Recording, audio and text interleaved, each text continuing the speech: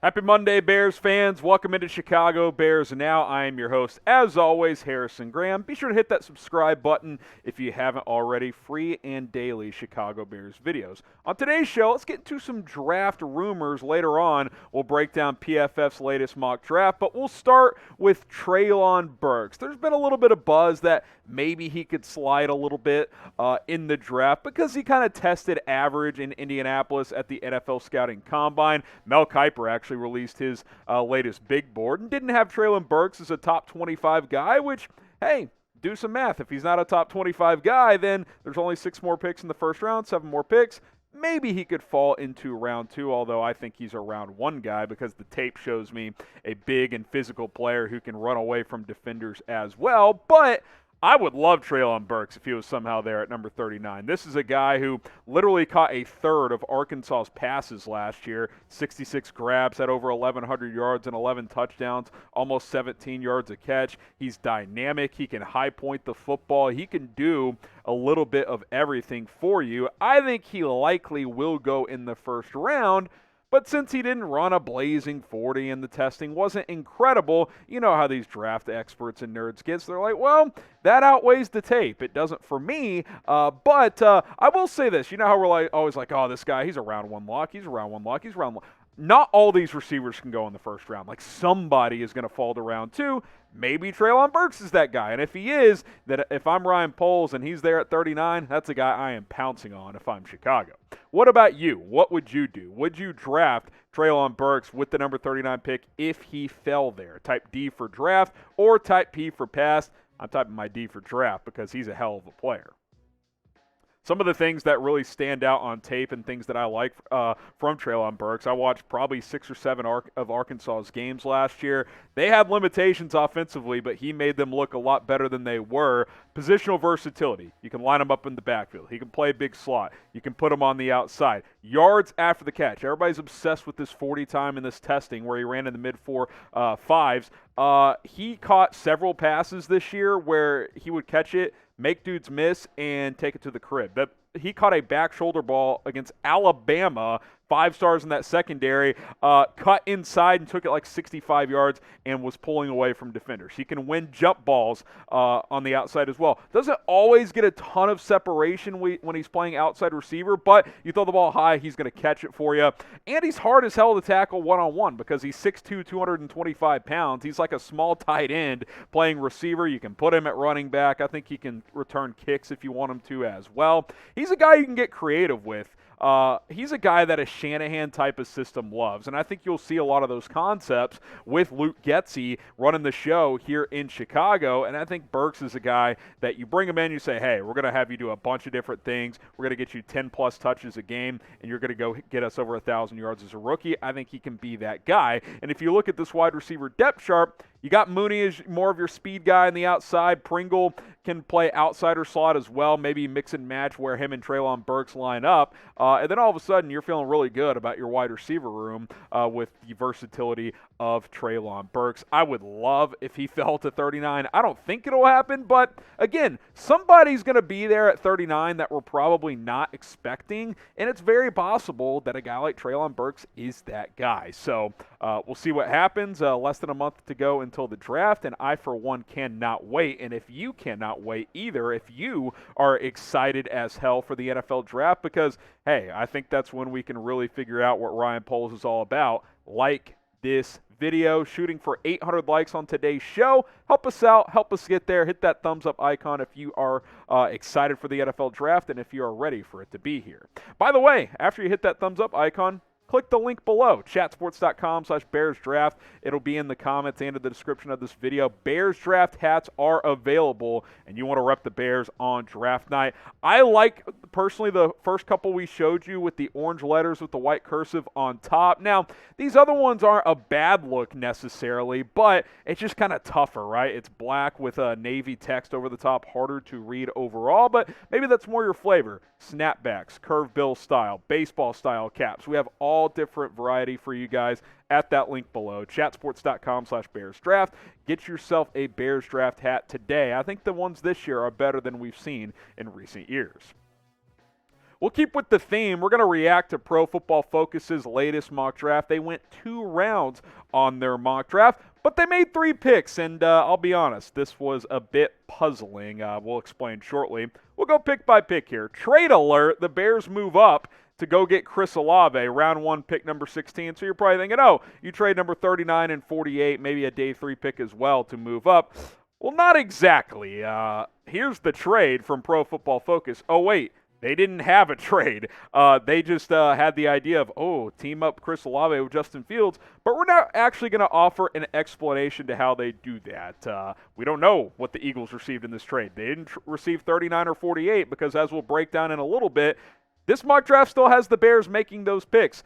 I don't know how they moved up. We're still going to break down each player and each pick here, but unless, you're talking about a future first-round pick, which maybe that's the case, but the mock draft did not mention that at all. They just have the Bears trading up, no explanation for what the Eagles got in return. So that makes this a little invalid, which quite frankly is why, invalid I should say, which is why you should subscribe to us here at Bears Now, because we at least keep it realistic, keep it real.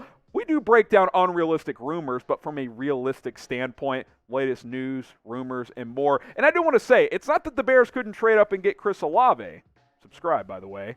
But offer a trade explaining how they did that, and they didn't do that. So it's just very bizarre. Subscribe if you love what you're seeing and love what we do here at Bears Now. We will talk about the player. We'll talk about the selection because obviously we all know why they did this in this mock, because we keep connecting Chris Olave to the Bears due to the Justin Fields connection. We know that these two guys have chemistry, that they know each other, that they played together for 2 years in Columbus at Ohio State. We would all love Chris Olave, obviously. No one's disputing that at this point. You guys know how I feel about him. I know how you guys feel about him. But the reality is he's going around 1, and everything I hear is that not only is he going in the first round, he's going to go higher than we think. Mel Kiper has him as his 14th best player on his big board. Top 15, you're not getting to top 15. You're not getting to 16, realistically, without trading big draft capital. So, I would love him in Chicago. We're breaking it down. The fit would be great, but the reality is it's pretty unlikely. Take a stab at it. What % chance do you think the Bears have at getting Chris Olave? 5%? 10 if you're lucky, he slides into the 20s and you go trade up. I'll say it's less than 1% that he falls to 39 overall, but I'll put it at about 5% total that you actually get him. It just means you'd have to trade up to do so. All right, let's get to the realistic part of this mock draft. Although if you trade up to get Chris Olave, I highly doubt you're going to have number 39 and number 48. But hey, shout out Pro Football Focus. Don't shoot the messenger here. To shout out my producer, Jack Lotteray. Tyler Smith out of Tulsa, who I actually selected for the Bears in my last mock draft. I got him a little bit later in the 50s, I believe. Had a good year for the Golden Hurricanes. 92 overall PFF grade. Pass blocking grade was just over 75. Run block just over 94. Only gave up 2 sacks. He's a prospect that's been moving up draft boards. Now, I will say this, and Tom Downey, our draft expert here at Chat Sports, I watch some tape, but he watches a lot more. He said Tyler Smith has a holding problem, holds a lot, needs technique work. I think he had 10 or 12 holding penalties last year, so that's a lot. That is quite a bit. So, this could be a guy that takes a year or two to really, fine-tune in the NFL, but it's also round 2, right? You get this guy in the second round, you start him, as a rookie, there's some learning curve, and then hopefully by 2023 he's really good. You look at this offensive line right now, obviously we don't know who the other guard is going to be, assuming you keep Cody Whitehair after post-June 1, which you could cut him by then, but if you keep him, you need another guard that can start after missing out on Ryan Bates. We still don't know where Tevin Jenkins and Larry Borum fit into this thing. But the thing about Tyler Smith is I believe he's got enough versatility where you could play him at guard as a rookie, and maybe that helps with the technique early on, and then you kick him out to tackle in a year or two. You could go that route if you want. I think in round 2, Tyler Smith is a worthy selection. Just know that there is still some stuff that he has to improve on once he gets to the NFL. This pick I really like. Roger McCreary, the cornerback out of Auburn at number 48 overall. He's been pretty synonymous as a round 2 corner, and the Bears need a corner. They still haven't addressed it in free agency, and they may wait until the draft to see where they sit at that position. Had a couple of picks, 14 pass breakups last year for the Auburn Tigers.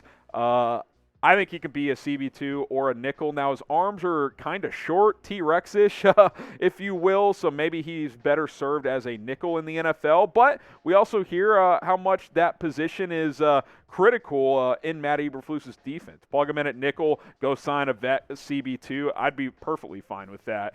Let Thomas Graham continue to grow. You don't want Kendall Vilder and Duke Shelley starting, believe me. And look, Thomas Graham could start over one of those guys. This is a very loose depth chart after Jalen Johnson at this point. But I like the versatility. He can play outside. He can play slot. I think he fits better as a slot in the NFL, even though he played outside in college.